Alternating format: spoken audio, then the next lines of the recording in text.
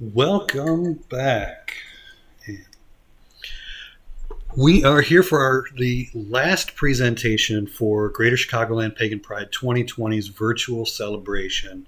And of course, we saved the best for last. We have with us author Lee Harrington. He is going to be talking about the queerness of magic and the magic of queerness with us. So for the next hour, sit back, join us on Twitch. We've got the chat room open. Lee is one of those wonderful presenters that does things better than I do as far as being able to keep an eye on the feed and the chat and what he's doing. So drop your questions in there. There will be some interaction at the end as well, but we want to make sure that if you have questions, you have an opportunity to answer those. So with no further ado, I'm going to turn it over to Lee to get us kicked off here. Thank you very much for joining us today, Lee. It's an absolute delight. Thank you, Matt, for all the work you're doing running stuff in the Twitch today, and for the entire team of folks at Chicagoland Pagan Pride, because the process of taking an in-person conference and transforming it into an online experience for people who are able to tune in for around the world is not the easiest of jobs. So if people are tuning in today, please send your thanks to the folks at the event through the Facebook page, through whatever it might be. If you enjoyed something, please share it with them. It makes a world of difference. So as he mentioned, my name is Lee Harrington, and it is my absolute delight today to talk about the queerness of magic and the magic of queerness. About 3 years ago, Ty Castillan Phoenix and I started coming up with this brainchild of wanting to talk about that notion of queer magic, where people are coming from in this notion. We ended up editing a book on the topic. And if you ever look up queer magic, there's 2 books. One has a giant handprint and one has a world. We're the handprint one. And one of the things we realized is that the notion of queerness, and when I am saying queer, I'm going to break that down in a minute when I have the PowerPoint up. I'm going to alternate today between a PowerPoint and me talking directly to you. So be aware that's going to happen. And one of the things we realized is that this thing called queer is inherently magical.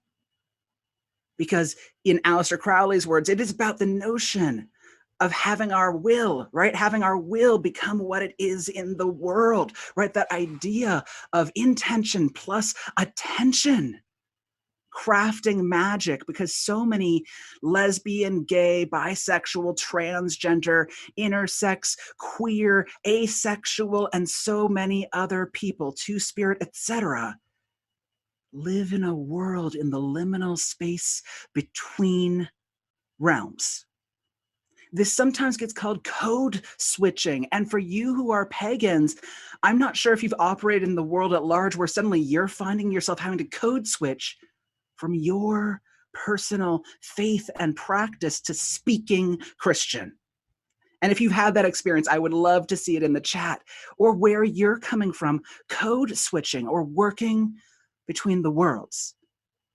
Because for people who are in the LGBTQ, two-spirit, etc. existences, and I note existences because they are all so different. Even if you have 3 different men who identify as gay, none of them will have had the same journey in that thing that they call gay.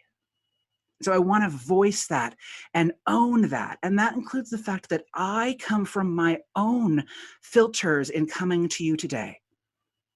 I am a 40-year-old white transgender man living in America, which means I carry white privilege, I carry male privilege, but I grew up socialized and assigned female at birth. 2 very different experiences of what it means to be pagan, what it means to be operating in the world, right? So there are so many different filters that you're going to be coming from, with this, that I'm going to be coming from, that I am polyamorous and kinky and pagan and queer. And I joke that my orientation is yes, and that my own paganism comes from a very eclectic place. But I am a spirit worker, or what some people might refer to as a shaman, but I've got stories for myself around cultural appropriation in that term. As a spirit worker who is dedicated to Mother Bear, who I'm honored that with every work I do, I dedicate to her, the Neolithic goddess, because she has gifted me the opportunity to walk on this plane for her. So I wanted to say all of that ahead of time, because if I say things and yours experience is a little different, my hope is that you're able to translate it into your experience. Or if I say something unintentionally that is unkind or could be corrected, please feel free to use the chat. And audio is working for folks. That's so audio for some reason. iPad isn't working. Sometimes leaving and coming back helps. Can somebody chat that over to that person to let them know that leaving Twitch and coming back can help with tech? Thank you so much.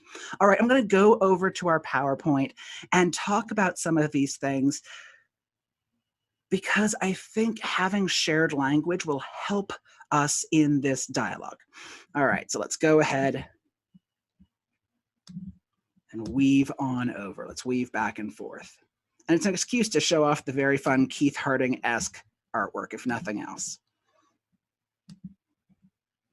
So I do expect, as a note, because this is a dance between presenters and attendees, please take care of you. This is a learning environment. If you have questions or I use a term you don't know, feel free to use it in chat. And if you're in the chat and know answers or have resources during all of this, I am but one person. So if you have websites or ideas, this is collaborative.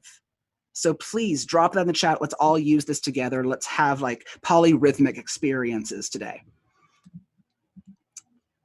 I also want to voice a content warning that because we are talking about the lenses of magical traditions, there are some things today that you might consider immoral or that are illegal, such as relationships with people who are underage, such as sexual indoctrination with people who are young by people who are older, etc. And so I want to voice that that stuff can bring up personal traumas and historical traumas, and I may or may not swear or talk about sex or words like fucking. So I want to say that out front, because for some people that's useful to know. So what is this word queer? I'm going to vomit out 5 different definitions, because there are so many different ways to share this information. One is the notion of strange or peculiar or the other. The Proto-Germanic word weird, W-Y-R-D, is the notion of pulling upon the warp and weft of reality, right? That the weird sisters from Shakespeare, the witches. Those of us who are outside the defined, that weird, when somebody calls you weird, it's tapping into that magical tradition, which I love. It's also operating outside of or beyond social and societal constructs of behavior or gender or sexuality or personal identity. Again, that which is the outsider or seen that way by some. Because if people are in an LGBTQ plus community, are they an outsider if they are now in that community? So there's a whole bunch of insider-outsider language at play too. There's also a sexual orientation component, right? Sexual orientation being about who I am attracted to. So LGB are all about attraction, who I am with you. T is about personal identity, who I am. And I know people who are transgender, trans simply meaning across in Latin. There's a transition from one place to another, that for whom words like queer or being grouped is not appropriate. Right, who identify as straight. So I do want to voice that some of the things we're talking about don't necessarily align with each other, and that's its own piece.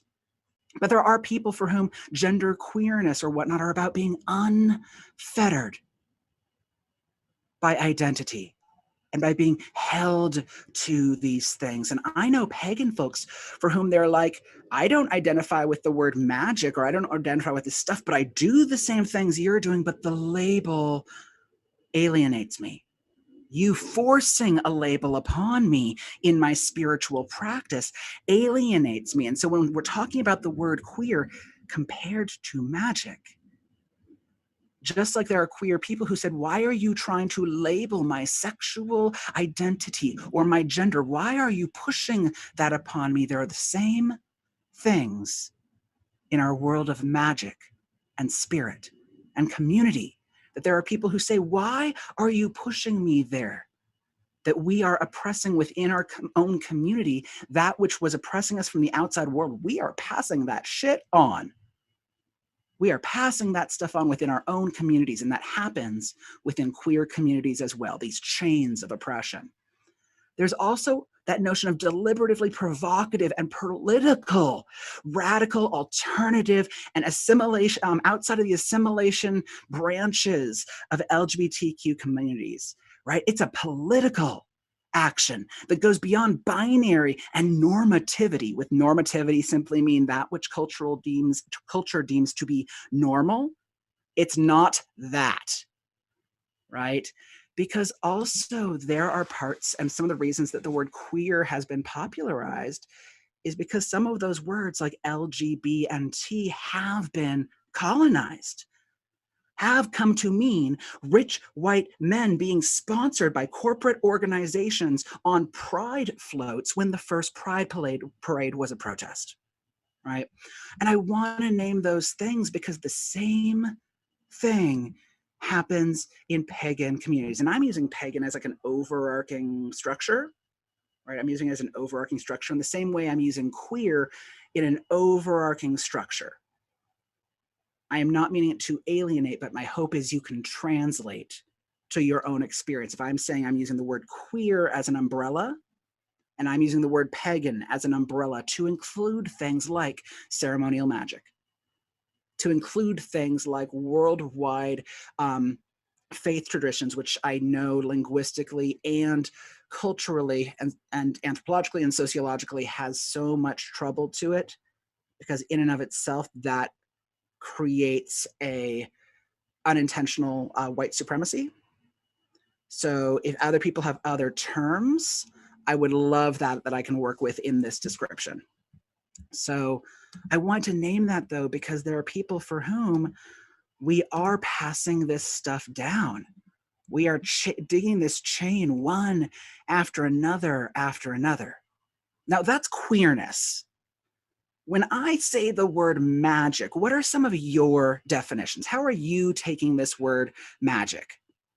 Because I mentioned intention plus attention. I mentioned that notion of the science and art of causing change to occur in conformity with our will. So what are some of yours? Because I'm really curious. If we're talking about this, I want to know where you're coming from. Because one of the things that happens in the topics of sacred queerness, with queer magic, I should say, is it gets confused with sacred queerness. That which is operating magic, right? The idea of fueling up our work in the world with our queerness or our gender being the battery, as compared to me exploring my identity, is a sacred act to a specific divinity. That if I turn to Baphomet and say, Lord of that which is broken, you who watch over the mentally ill and the forgotten, you who are seen as the devil and vilified, you who has a hard cock and round breasts, you who is hermaphroditic and powerful because you embrace all of those things. Salve e coagule. You are all. You are not one gendered. You are polygendered. You are all gendered, metagendered. This becomes a sacred act sometimes rather than a magical act. So I do want to own that in some of the things we are talking about, there might be a discussion of the sacred as compared to the discussion of magic, that practice. I love this. Any sufficiently advanced technology is indistinguishable from magic, from Arthur C. Clarke. Yes, which is very different sometimes than faith, spiritual practice, devotion, that which is sacred or special. There are some things we do that are sacred and magical. Some things we do that are magical is a way to serve our sacred purpose, but it can weave back and forth. So today we're going to weave back and forth. I love this energy, lives, dances, and breaths. Oh, that's beautiful. Again, please feel free to put that stuff in there.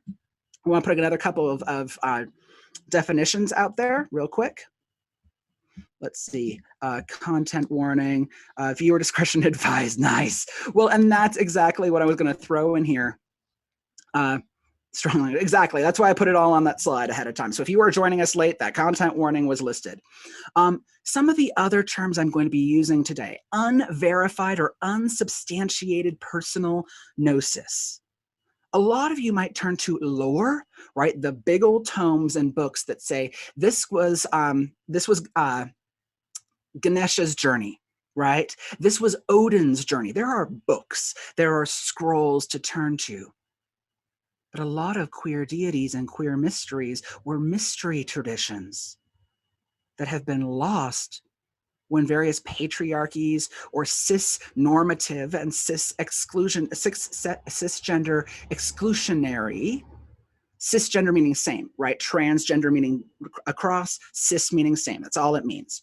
But these traditions were eradicated in many places. And so there's people who are recreating these things or having revelations from a point of unsubstantiated personal gnosis.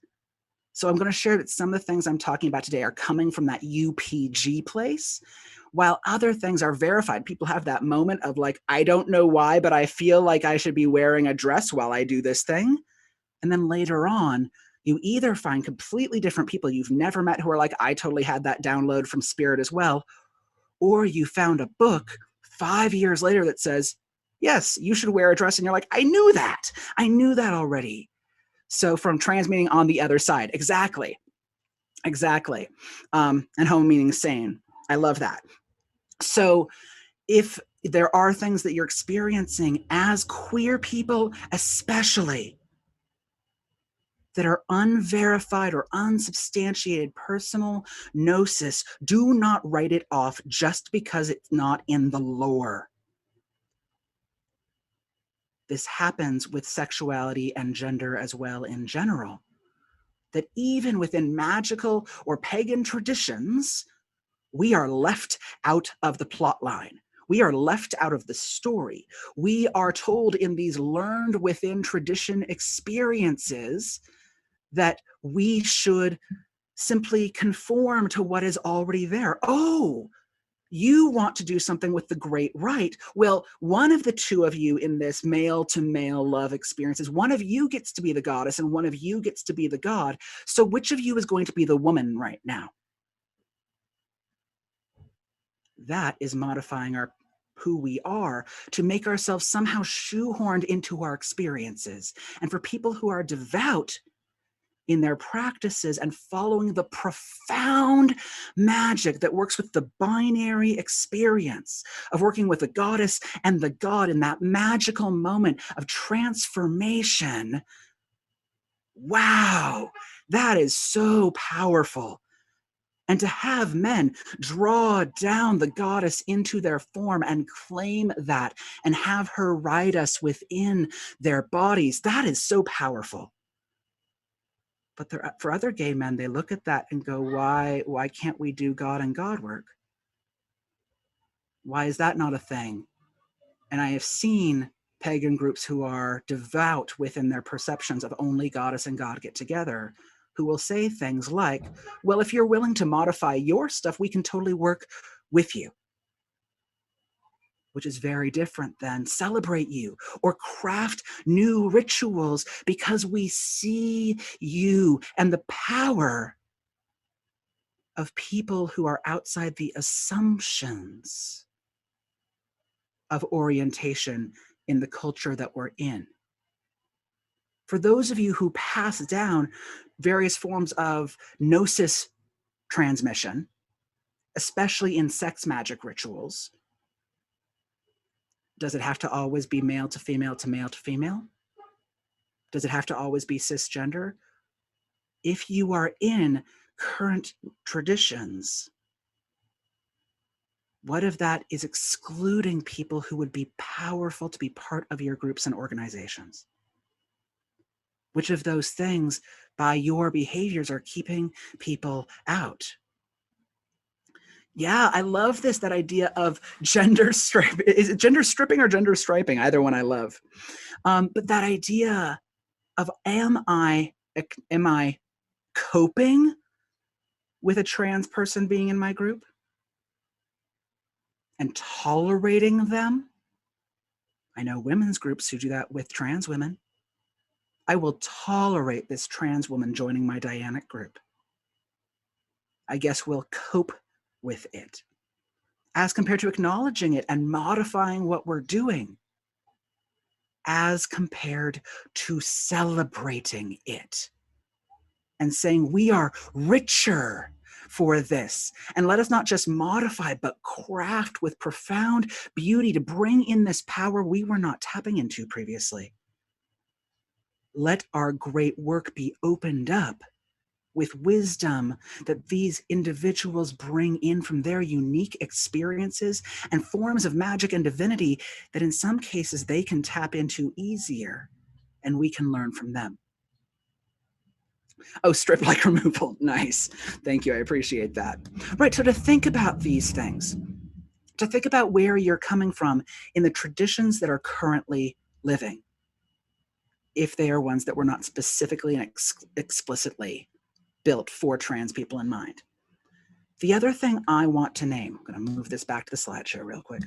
The other thing I want to name is that if you are talking about what I am calling queer experiences or queer faith journeys, etc., I am a white person from North America who's college educated, who grew up in, whose milk religion was a blend of Lutheranism and Catholicism, although my goddess worshiping Lutheran mother also was a crystal healer, so meh is what it is.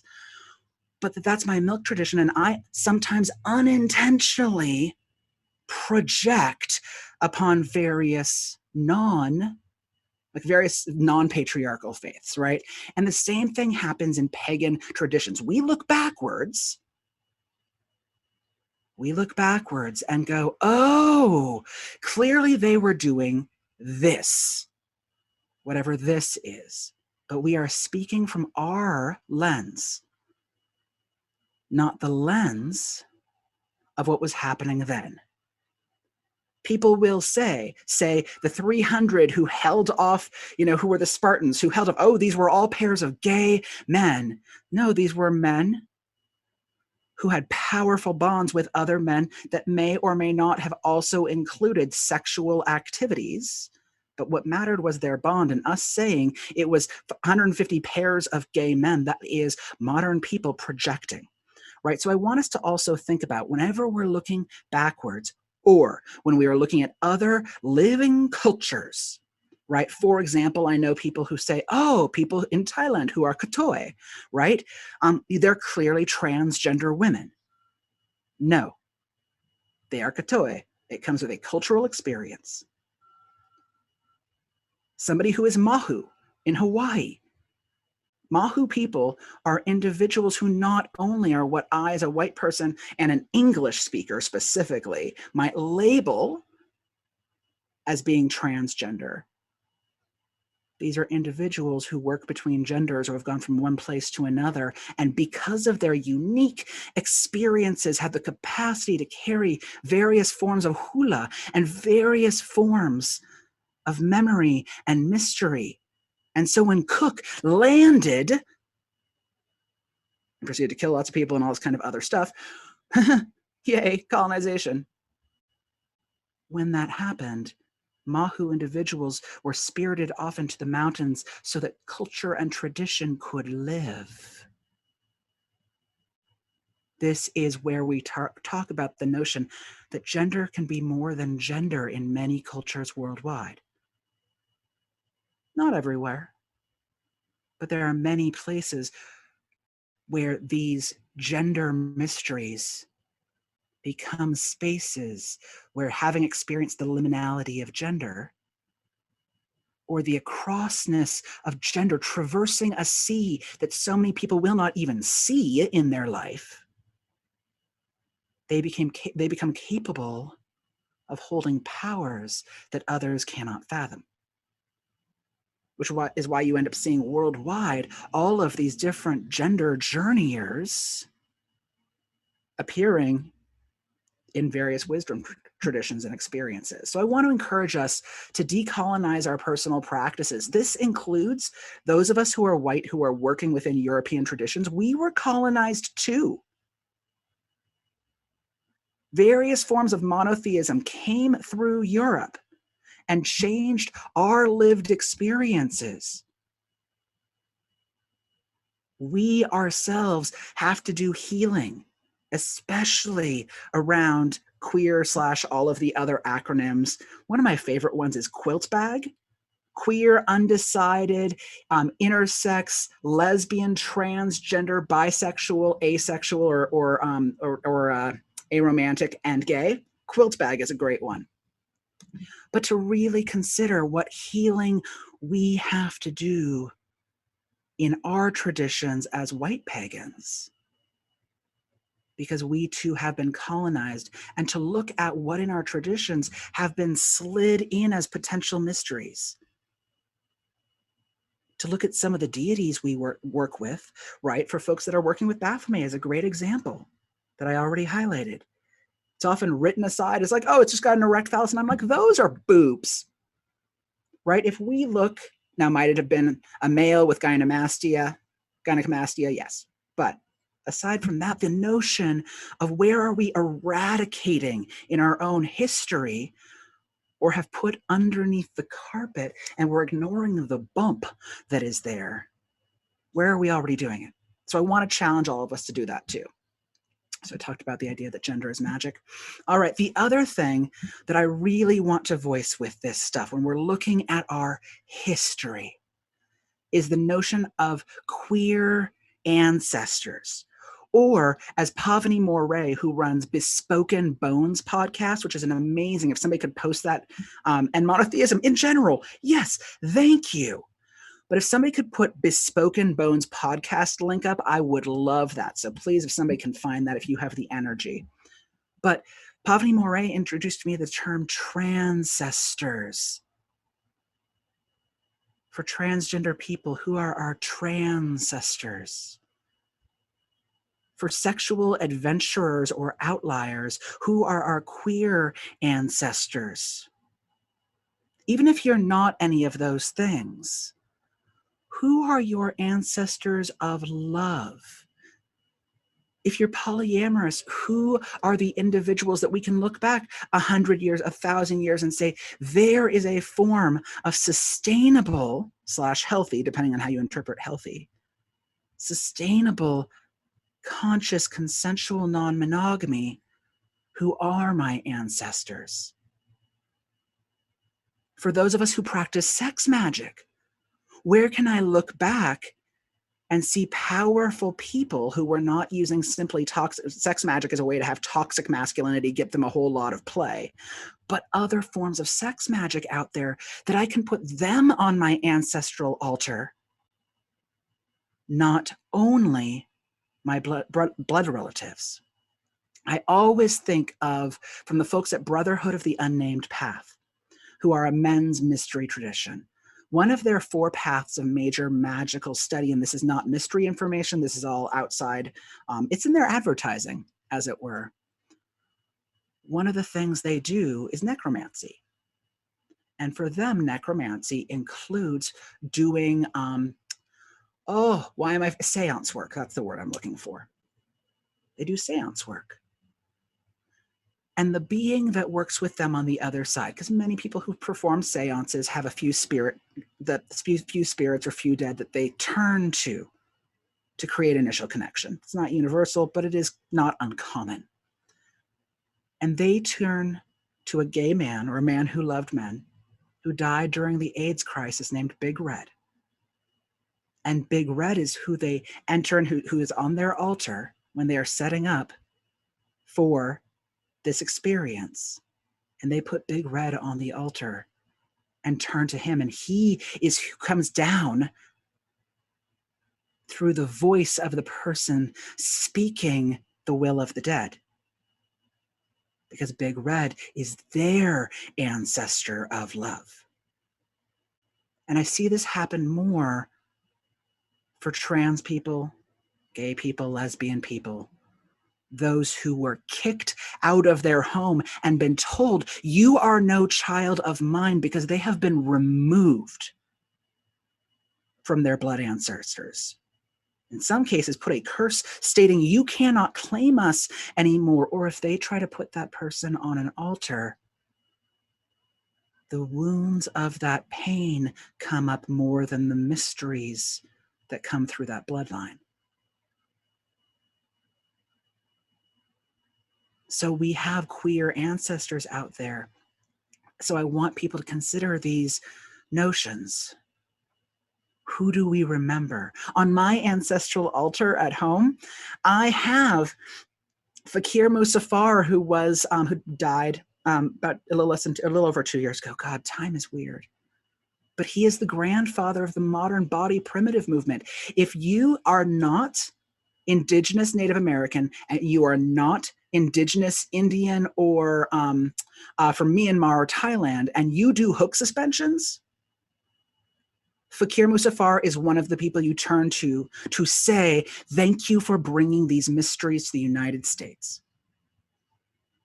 I have on my ancestral altar Marsha P. Johnson and Sylvia Rivera, who were two of the trans women of color who threw the first bricks at Stonewall and then proceeded to be forgotten because trans people didn't work the first couple of rounds of LGBT rights. And in some places still aren't. The number of trans women killed in the United States, and especially not just trans women of color, but Black trans women, is staggering. And every year, on November 21st, I light candles and say the names of every single transcestor who died, not just died, but was brutally murdered in the last calendar year. Because this is the work of queer magic. This is ancestral healing. Because it's not only about our blood relatives and setting up on Samhain a beautiful altar to our grandmother, but it's also thinking about who are the people that are being forgotten. Because that notion of that which is remembered never dies, for the people who were kicked out of their homes, who is remembering us when we are dead?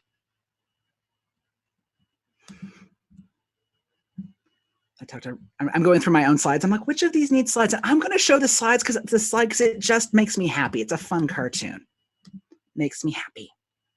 So the cartoon has, for those who are listening in or who live with different visibility stuff, you're going to have to change to fit into the system. And it shows a square with a square hole, spoken by a square wearing a tie. And there's a whole bunch of round beings that say, or how about you change the system so we can all fit? And this becomes the question for a lot of queer folks. Do we ask that our traditions change, or do we create our own traditions within which we can thrive? And we get to choose. Because there are inherently queer traditions out there.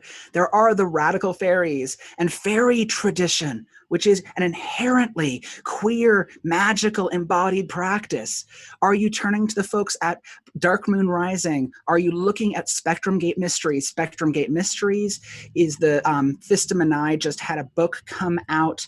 What is the name of it? It's black with a multicolor swirly thing. Inclusive Witchcraft? I think it's called Inclusive Witchcraft. It's by Thista, Thista, Thista. But it was hacking and taking apart Blue Star Wicca looking at the actual roles and the purpose of all of these roles, removing the gender, restructuring, and doing the same work that they did as an initiate of Blue Star Wicca in a way that de-sexed it. Beyond binary, I think that is it. Yes. As a note, I am giving everyone a reading list. I posted it. Actually, I'll post it again right now. All of my different links on there. If you want to download the reading list, I have Thista's book on there. Oh, and I proceeded to mess up my PowerPoint. My apologies. Let's do that. And do that. There we go. Brotherhood of the Fellowship of the Phoenix, excuse me. Black Leather Wings. Like there's all these groups out there. Naus Antinuo. Those who worship Antinuus, who if you do not know about Antinuus, he was Emperor Hadrian's lover between his ages of 14 and 16. Antinuus was that age. Hadrian was in his 40s or 50s. And when Antinuus died, Hadrian declared that he was now a god. And people were like, he is? And he's like, absolutely. And he built temples to Antinuus across the Mediterranean and Egypt and built a queer tradition worshiping the beauty of youth. And there are modern cultists. There's a modern cultist dedicating to Antinuus as not a apologetic queerness or please will you accept us queerness, but a fuck you queerness, right? Casting a queer circle, yay, thank you. Yes, right, there's a huge list. The ones with asterisks are the ones I can personally recommend. Some of them are ones that I don't know about, right? I realized I didn't, as a white person who comes from certain traditions, I didn't know enough about Black experience within voodoo, within voodoo traditions, right? I just didn't, so I got recommendations. I have Thelema and the OTO on here because for folks who are following the current issues, you will know potentially about non-binary people and the issues of being locked down into which gender roles you have to play within priest and priestess, etc. So it's a complex topic.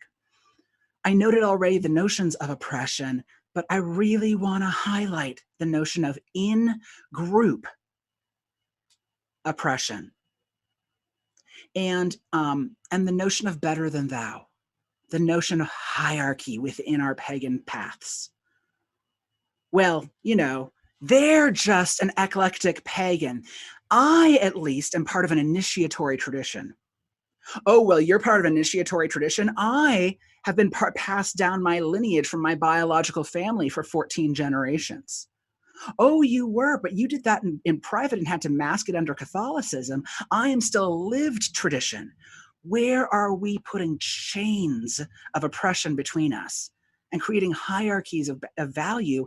Because I see it happen in LGBTQ communities as well, where there's bisexual erasure, where there's pansexual invalidation, where queerness and gayness leaves out whole populations. So I want us to think about these things when we're talking about our queer magic as well, because if we are doing this to others, we may be unconsciously doing it to ourselves, which affects our magical practice. Oh, I love you. A small cult of Antinuus temple in space in Glastonbury. That makes me so happy. But yeah, to think about where we are unintentionally harming ourselves when we harm others. Especially if you are spending any energy out of your body that should be going potentially to the spell work you are doing, and you are spending it on hate, that is energy that is being wasted that could be going to the magic you are using in the world. It's just a waste of resources. So consider it. So I mentioned Antinuus, who's on the next slide, but I want to mention that if I project my story of queer on history, here are some examples in Greco-Roman experience.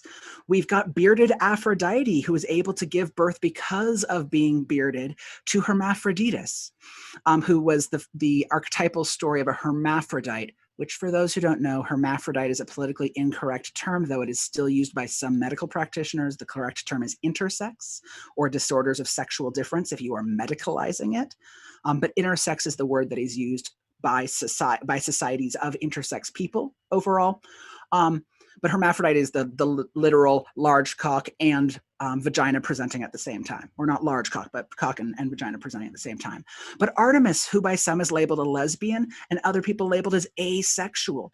Dionysus, who in some of his manifestations was announced to be the womanly one, and whose cultus is rumored to have been, whether you call it pansexual, bisexual, or we don't, whatever goes, because we are in a place of bliss.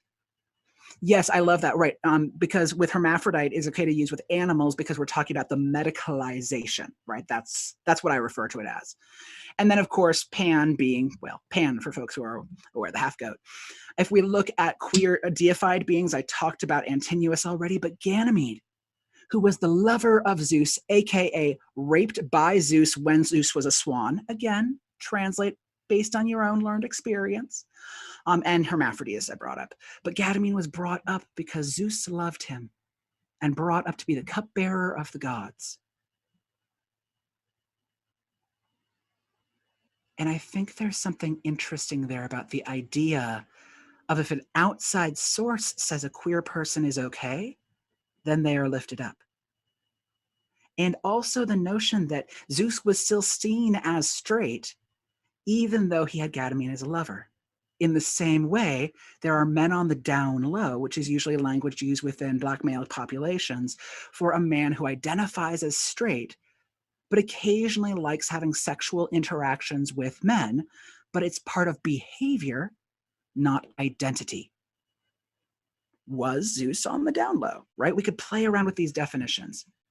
So Babylon as a gender and sexual transitioner, Loki who shapeshifted into a horse and was impregnated and gave birth to Sleipnir, right? The idea of satyr, I love this one, right? Sleipnir being like, oh, mama's day, right?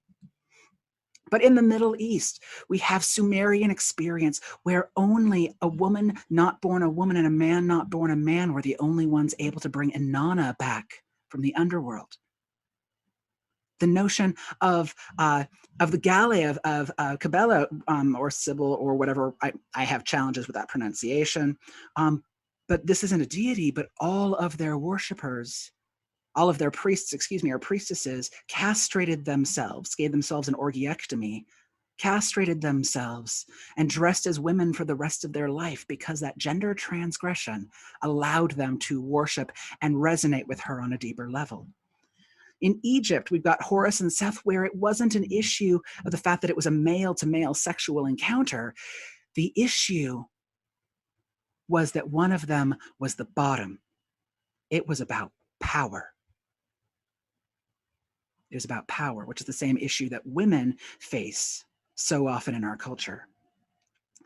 All right, so I'm going to just skip some. There's a lot of amazing deities out there. That Obatala is the sacred mother, the father-mother. Beyond gender. Obatala is often used he, but Obatala is more. Specific gere that watch over drag queens or of people who are dandies or watch over gay men and lesbians specifically. Coyote, who is a profound shapeshifter. Oh, Hermaphrodites, yes, is also in the reading list. Yes, yes, yes. Sedna was an intersex individual from Inuit culture, who is that mermaid at the top level there. Or Shin, from Mayan experience, who was a homoerotic individual, and because there was a male who loved men in the mythology, in Mayan culture, upper crust men who loved men were allowed to get legal male marriages because there was a deity who did it. In India, we have the notion of the Shiva Parvati gathered together, and I am not going to pronounce that word because I know I am going to not do it justice. Right? We have the idea of the female avatar of Vishnu, Mohini. We have the constructs and concepts of deities who reincarnate over and over. And I don't know if any of you have had reincarnation experiences, but is your magical practice informed by the fact that in the 1200s, you were reincarnated as a different gender?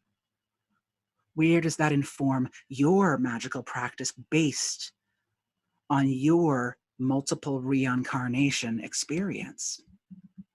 Because it doesn't have to just be deities, right? I always thought it was so beautiful that Tu Erchen in Taiwan has had their tradition re-evoked because the rabbit god was killed as a human for loving another man, a man who loved men, who was killed for it. And the gods looked at this and said, "You died for love," and lifted them up. Right? This notion of all of these different forms out there of individuals who are between genders or who have different representations based on their incarnation, or who, like we talked about Obatala, Unkud in the Aboriginal and Australian experience is also a transgender androgynous deity. Star goddess in fairy, so many creator deities are beyond gender. Hiaka, who was the sister of Pele, had many female partners. There's so many different forms out there, which I love. And then there's even deities that are being crafted and birthed to this day. So this is an amazing book, All Soul, All Body, All Love, All Power. And it is a tale of birthing modern deities. That there is one deity who is a trans woman, one who is a trans man, one who is metagendered. Because there was a need for modern queer people to find deities that looked like them. And so they told the tale. And the tale told of deities that already lived. And they worked with those deities and did divination and did great workings and offerings and did modern ritual to bring forth into awareness divinities that lived in the universe. So there's a lot of different, that's just some of them, right? Hermaphrodite is a great example of a book who goes into more, but these are just a sliver. And the reason I wanted to go through some of these is that whatever tradition you're practicing or whatever your blood lineage might be, there might be a place to turn for individuals who look like you or whose love is like you, that you are not alone, that these various paths that are not necessarily magical but are profoundly sacred are holding you in mind. And that you are doing magic that is being watched over a divine force. And you are looking to turn to someone saying, bless my gender transition, that I can turn to deities that have been through that journey before, who can walk side by side with you and watch over you, because they're not having to stretch to understand. They understand. They get it. Because you are not alone. So I want to urge people who are on this rainbow spectrum, as it were, to know that you have divine forces out there to turn to across the world. Some of them just happen to have been set aside. Even within Catholicism, there is, I don't remember their name right now, but there is a pair of saints who were two men who loved each other. Because Gnostic Christianity, if we go back far enough, was not necessarily as limiting when it comes to sexuality and love. So to look at some of these forms and to know that you're not alone, I think is really important. Now, I talked about the idea of liminality, right? That idea of the space that is in between, or to get, like that space that's in between, the middle between consciousness and unconsciousness, that shadow realm. I just want to look at the question real quick. Do you have any advice for avowed cisgender heterosexual people who might also be monogamous and vanilla too? Okay. No, like that's fantastic. There are 31 flavors, right? Let's go for it. Who want to honor queer magic in their practices too. One of my big things, ask those who are sharing practices with you. What would help you feel celebrated here? Working with those who you know if you're in traditions. If you're doing solitary work, if you work with deities, who are the tangential deities to those who you work with? So if you're working with, say, Inanna, putting those pair of transgender beings who brought her out of the underworld, out of Ereshkigal's path, the ones who brought the food of life and the food and the water of life and said, I understand your suffering because we've suffered too. Put them on your altar as well. So that's one of the things that I would recommend if you do work with divinities. And if you don't, consider your own spaces you are in between, because almost all of us have a place we are in between something. You're in between careers, you spent time in between social groups. Where are your in-betweens? Because that's the liminality.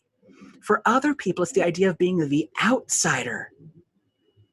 This is the old woman in the woods, because that is a role that so many queer people have held over the years. This is your aunties who lived in Boston, and they were, devout single women. It was a pair of women who lived together because they were probably together. But there was a framework for them. So it's the people who are on the outside. And for other people, it's the ones who can be everywhere. If we look at Dagara tradition in West Africa, for example, people who are outside of the experience of being cisgender or heterosexual have their own experiences, but they also learn the experiences of men and women, and they can go into men's spaces and then go into women's spaces and speak to both and work as translators. I know other people, and I will thank Storm Ferrywell for this teaching, for whom it's about resonance. Instead of the idea of yin yang, right, or yin yang, the idea instead of that polarity, the idea of resonance. That together we are following the same direction. And that is a different type of magical working that can be so powerful and can be incredibly queer. So I want to name those different things because I find that liminality and outsiderness and tools to work beyond our personal comfort spaces or learning multiple traditions and serving as translators are things that people who might not be inherently queer can queer their magic with. If you have always used polarity, what would it be like to try out resonance magic? What would that be like for you? To take this mystery that was learned by so many women who love women, a group of women, and when I say women who love women, sex or not, that's not the point. Women who are doing only women's mysteries together have learned the power of a group of women coming in cycle with each other. The juice behind that, the power in sharing those red huts, not as a way of being kicked out of society, but a way to craft your own society with the power of one's flow, as somebody who used to have a flow of my own, which was weird to kind of lose that access, but, got access to other things. So I want to throw those notions out. I'm just going to do a couple last slides and then wrap us up because I want to honor that we're coming towards time. Assuming I can find my, there it is, share screen. Where did I put it? So the first line is what I talked about. How do we queer what we're already doing? If you are practicing, what's it like to create something completely new as compared to queering what you already have? Is the work you're doing static? And do you love that?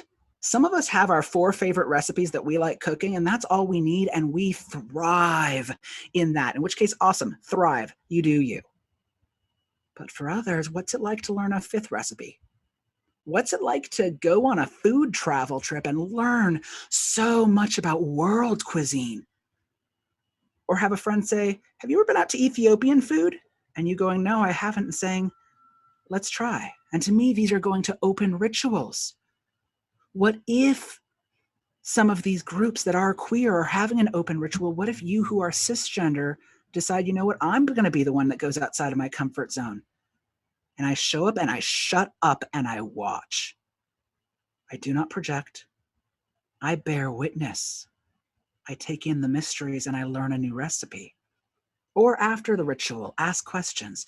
Or be like Del Toshling, who's an amazing teacher and being on the East Coast, who will go to rituals, and if people are calling upon the sacred goddess, the sacred feminine, and the sacred masculine, and nobody has asked for the third, they walk into the center of the space and say, I call upon the sacred third. May all who walk between and all who encompass all be welcome here too.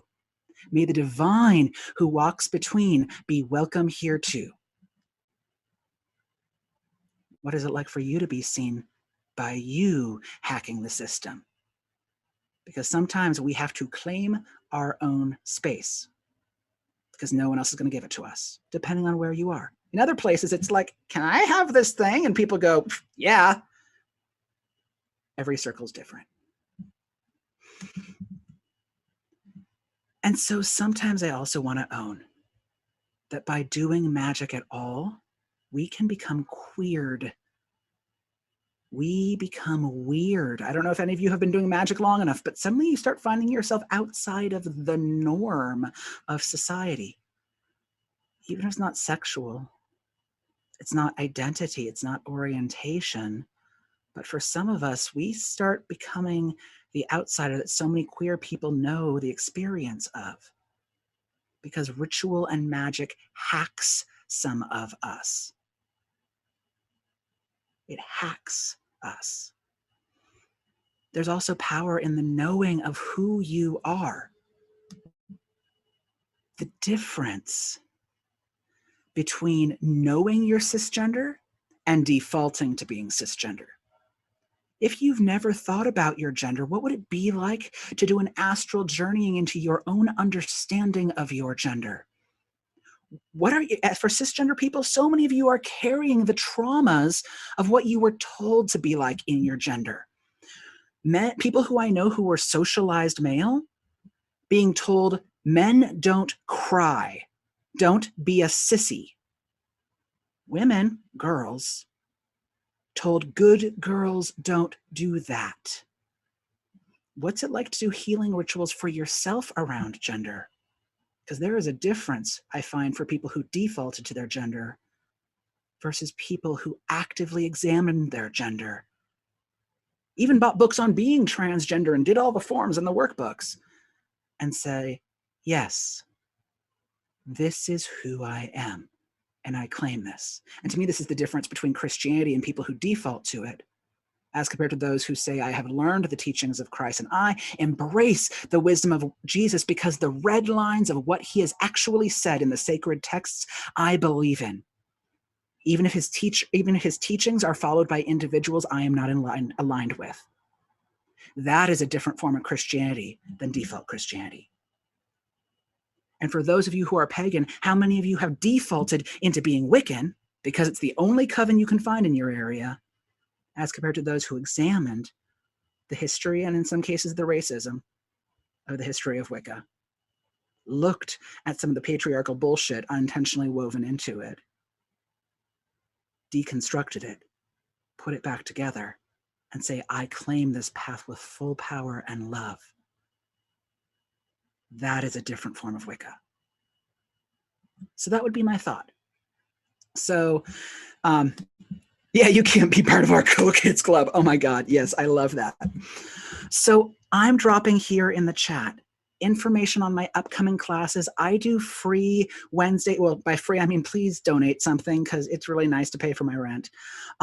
Wednesday classes every single Wednesday, 3:00 Central Time.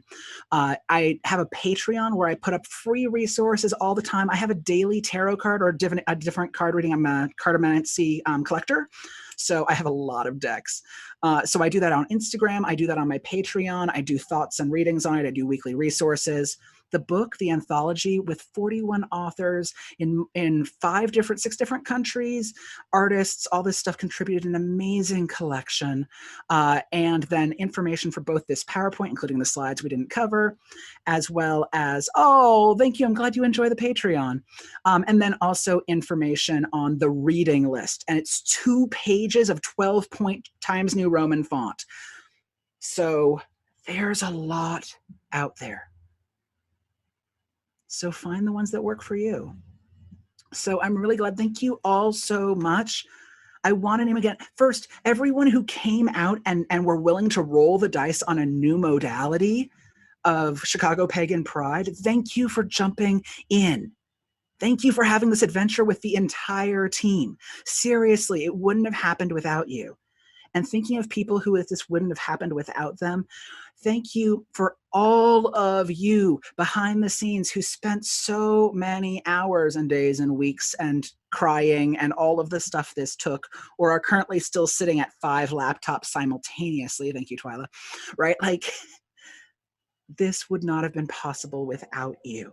So thank you for having this happen for all of us and bringing it together. For all of the teachers who taught in all 4 Discord rooms, the people who were part of the socials, all of the vendors, thank you, thank you, thank you.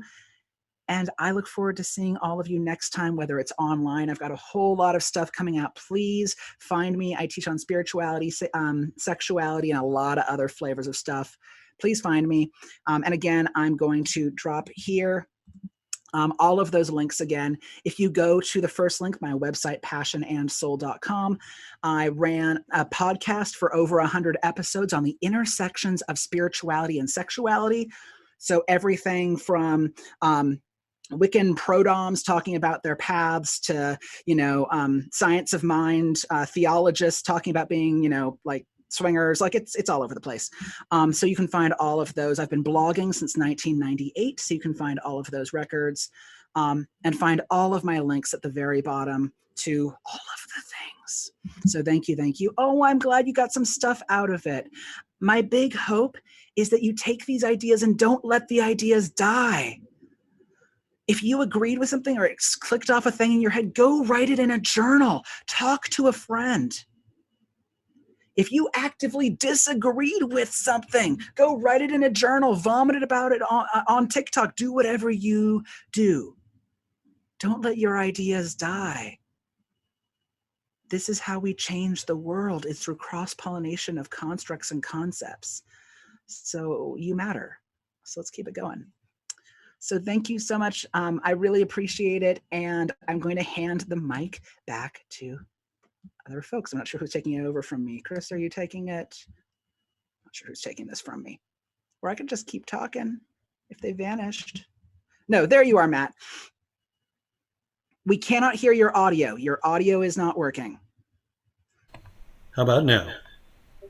I can hear. Can you hear? Can folks on the chat hear? Matt, can you talk a little bit? Yes. Can everybody hear me now? Yay, success. Finally. Hot dog. Lee, I cannot thank you enough for this presentation. I think throughout this year in general, 2020 has been a year of tower moments and chaos and just an upheaval of structures in general. And that has been a huge part of what we wanted to bring to Pagan Pride this year, was not only recognizing those upheavals, but also how we personally heal through those and how we heal our communities through that as well. Yes, it's so important, right? Yeah. How do we celebrate each other? How do we heal each other? How do we create sacred space where all of us feel welcome? It's so important. And I love that all of the speakers today that I saw, and I got to see a number, really touched on this in so many different ways and hopefully built a web for people that they can start catching more ideas in. Absolutely. Well, again, I want to thank you so much for being a part of this and just for blessing us all with your presence today and sharing with us. So thank you very much for that. I've got a few more things that I want to just say to our folks that are watching, kind of our little closing ceremony. Feel free to stick around for that. But for all of you who have been watching all day, my blessings to you. You have made this passion project of ours successful today. Twyla and I have been working on this throughout the year, and when we realized that we were going to have to go digital, it was a huge concern for us whether or not we would be successful, whether or not we would be able to bring content that mattered to the pagan community. And I have to say, between the 16 speakers, the 4 entertainers, the readers, the vendors, and the participants especially, it has been an absolutely blessed day. To Charlene from Kemala Bruja, thank you for the opening ritual. To Laura, Lon, Phyllis, and to you, Lee, thank you for bringing this to us on Twitch and being able to provide such wonderful content. To Frank, Phil, the Chicagoland Vampire Coalition, our Chris's, Megan, the Occult Bookstore, Catherine, Jason, Lilith, Andrew, Ethan, Donovan. The presentations that you gave today were absolutely amazing, and I don't think we have ever had such a diverse crowd and a diverse group of speakers at Pagan Pride ever. We've touched on so many things that are not only good for our information, but are relevant to healing our world today and moving forward into 2021 with a better sense of who we are as people and how we can heal our communities around us. So for the vendors, thank you very much for your participation. For our readers, thank you very much. To Twyla, George, and Michael, who have helped put this all together throughout the year. Oh my God, we did it. We pulled it off. To all of our volunteers who showed up today to interact and help moderate throughout the chat rooms, help answer the questions as they came up. We could not do this without you. And to everyone that has donated today, we love you. We just absolutely love you. 2021, we have no idea what's in store for us. Coronavirus could still be around. We could still be in lockdown next year. We really just don't know. But we do want to make sure that Pagan Pride will happen every year, come hell or high water. We want to make sure that we are giving an opportunity for all of you to connect with each other, to connect with teachers, to connect with people that share your like-minded views and are really here to raise the community up. In order to do that, though, we need you. And my little NPR moment here, this content doesn't happen without your support. We need financial donations. We need volunteers. We need people to spread the word. We need the community to come together to support Greater Chicagoland Pagan Pride and help it be the best that it can. We do want to be back in person next year. That is our goal, if at all possible. But in order to do that, we need to find a new home. For those of you who have been following for a few years and attending, you know that last year we lost out on our ability to be at Oak Park at Pleasant Home due to the financial restrictions that Oak Park had put in place for us. We were getting that at a steal. And in order for us to find a new home, we will need a budget to make that happen. So we need the community to really support and help us understand what it is that you want from Pagan Pride, where you want it to be, and how you're willing to help step up and support it. Throughout the next few months, we are going to be, making some announcements as far as, what our plans are going to be as the, pandemic continues on and if things slow down. But we do want to make sure that we are open and we are available for you throughout the year. In order to do that, we're maintaining all of our normal ways you can get in touch with us. Get in touch with us on the website, chicagopaganpride.com or .org, I'm sorry. Our Facebook page, Greater Chicagoland Pagan Pride, and the Discord server will be staying up permanently. We're going to be using that as another opportunity for people to interact, people to ask each other questions in that without some of the downsides that come with social media like Facebook and Twitter and things like that. So if you're active in the Discord server now, stay active. We want to keep that going. We want to keep that love alive in there. We're hoping to be able to utilize that for various rituals throughout the year. being able to celebrate the Sabbats, some of the religious festivals. And if there are things that you want to see in there, just let us know. We want to make this a space for the Chicago pagan community to do what they need to do to be the best they can. So again, thank you all. We've got, I think, close to 150 people right now that are part of the Discord server. Given the fact we have 5,000 people on our Facebook page, I would love to see that number get a whole lot more, but we're very thankful for everybody that's in there right now.